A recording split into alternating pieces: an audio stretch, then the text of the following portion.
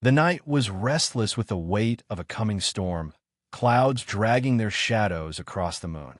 Out on the Boone Ranch, the wind moaned through the cottonwoods, rattling the loose shutters of a house too large for one man's silence. Harlan Boone sat alone by the fading fire, his great shoulders bowed, his eyes sunk deep in thought. The giant had grown used to his solitude. It was the only companion that did not fear him. And then a knock. At first, he thought the sound a trick of the storm. But there was again, soft, hurried, almost afraid of itself. He rose, the floorboards groaning beneath his weight, and swung open the heavy door. There on the porch stood a child no higher than his waist, trembling in the lamplight, her braids tangled, her dress smeared with dust. Her voice came like a broken reed, thin and shaking. "They've beaten my mama. She is dying." Harlan's breath caught. He looked down into those wide eyes, half-mooned with tears, and saw no lie there. The girl clutched at the doorframe as if it alone held the world steady. In that moment, the rumors that had chased him for years, the whispers that he was a dangerous man, a brute in waiting, meant nothing. What mattered was the child's plea. He crouched, his bulk folding into the doorway, and spoke low, so as not to scatter what courage she had left. "Show me," he said, and the girl turned into the storm. They moved quickly through the night. The giant's stride slowed to match the girl's small steps. The land lay quiet but heavy, the air metallic with the promise of rain. She led him to a shack leaning against the wind, its boards warped, its windows black with neglect. Inside, a woman lay crumpled on the floor, her face pale, her breath shallow, bruises spreading like spilled ink across her skin. The child fell beside her, clutching her hand. "Mama, I found him," she whispered. The woman's eyes fluttered open, glassy with pain, then focused on Harlan, towering in the doorway. Fear crossed he, her features first. Who wouldn't flinch at the sight of such a man? But then she saw her daughter's trust, and her lips moved in a fragile thanks. Caleb Holt, the husband, was nowhere to be found. His cruelty lingered in the air, heavy as tobacco smoke, but the man himself had vanished, leaving behind only ruin. Harlan knelt, his shadow falling long over her. His hands, broad, scarred, made for breaking wild horses and splitting fence rails, hovered uncertainly above her bruised body. How could such clumsy strength touch her without doing harm? Yet he gathered her up as though she were spun from glass, her head resting against his chest, and carried her from that hollow of despair. The girl trailed close behind, her small feet quick to keep the rhythm of his long stride. He could have taken them into town, to the sheriff or the doctor, but he saw in his mind's eye the faces that would greet him there, the narrowed eyes, the wagging tongues, the venom of Clara May at the general store whispering to any who'd listen. A giant bringing in another man's battered wife? They would not ask questions. They would condemn. He remembered too well how gossip had robbed him once before. Years passed, when a woman he loved was shamed for standing at his side, until the pressure broke her spirit and she left. He had sworn then to keep apart from the world, to spare himself and others the lash of judgment. But tonight, judgment be damned. He turned his steps toward his own ranch. The storm broke as he carried her through his gate, rain washing dust from the earth, lightning tearing the sky in half. Inside his cabin, he laid her on the bed he had kept neatly, though rarely used. The girl curled up beside her mother, eyes wide and watchful, as though afraid that if she blinked, she would lose her again. Harlan lit a lamp, its glow warming the shadows.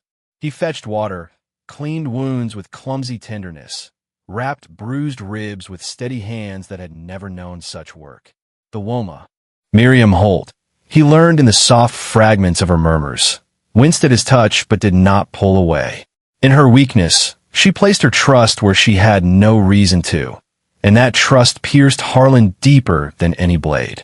The hours stretched, quiet but heavy. Rain drummed the roof, fire cracked in the stove, and Miriam's breaths rose and fell with uneven rhythm. Ellie watched him, her small face a lantern of questions. Who was this man the town feared, who now guarded them like a sentinel through the night? She clutched the hem of her mother's blanket, her eyes finally slipping closed in exhaustion. Still Harlan sat, unmoving in a chair by the bed. The oil lamp cast his face in amber light. The scars of old fights softened into something almost gentle. His silence filled the room, but it was no longer the silence of emptiness. It was the silence of protection. When Miriam stirred, barely able to whisper, he leaned close enough to catch her broken words. "Why help us?" Harlan did not answer with speech. Instead, he dipped the cloth again, cooling her fevered brow, his hands trembling just enough to betray what his face did not. Words had never been his strength. Acts had. She closed her eyes again, a faint line of peace softening her battered features. For the first time that night, her breathing steadied.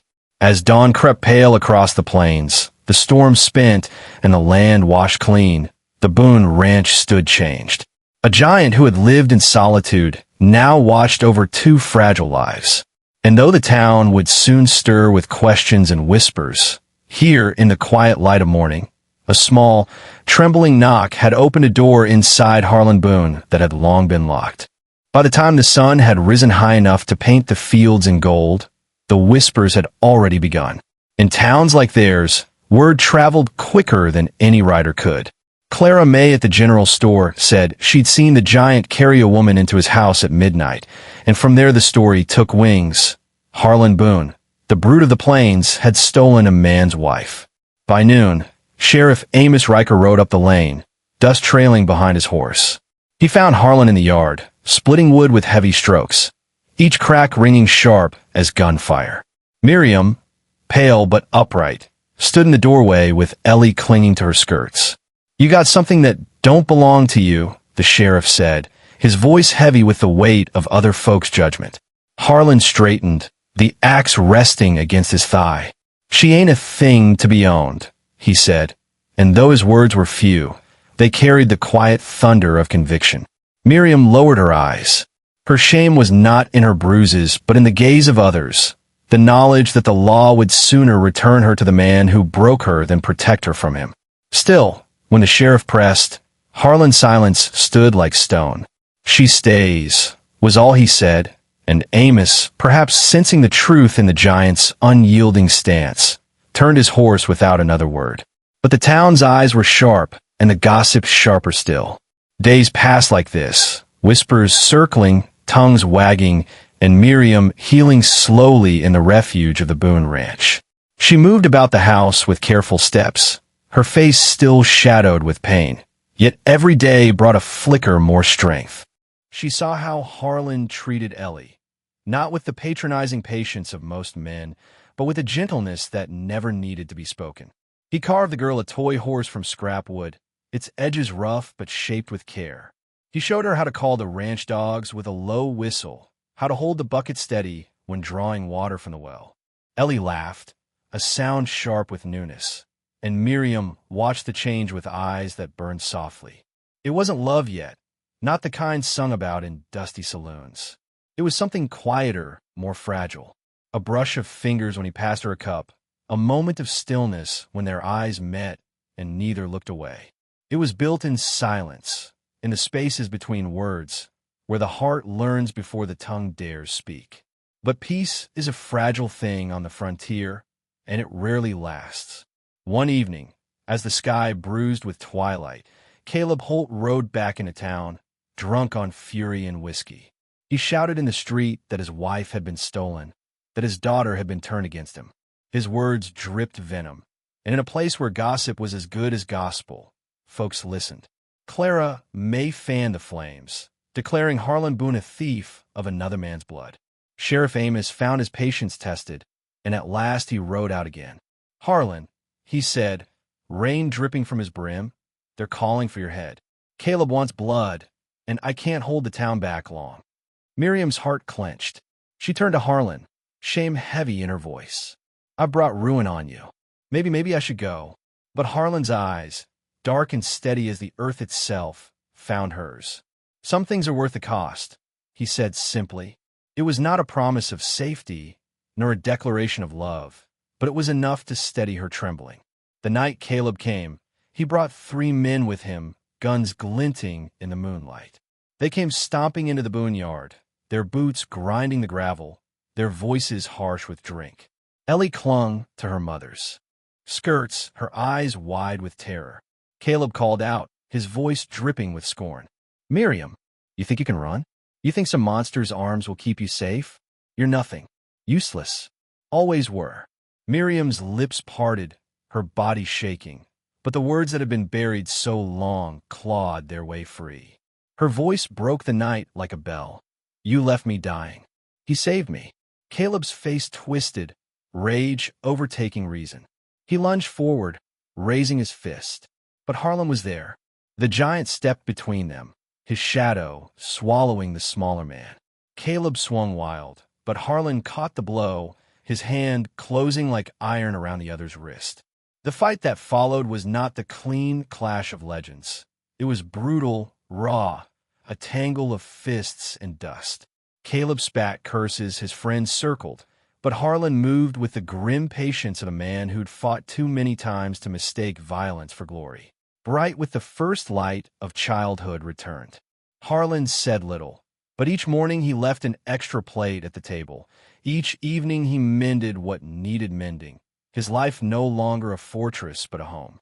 And though no vows were spoken, no promises made, something stronger than both began to grow between them, rooted in small mercies, watered by silence, reaching toward a future none of them had thought possible. The plains carried on, the winds as restless as ever, but something in Harlan Boone had shifted. He had been a man marked by loneliness, feared by many, but it took a child's trembling knock to unlock the door he had kept barred for so long.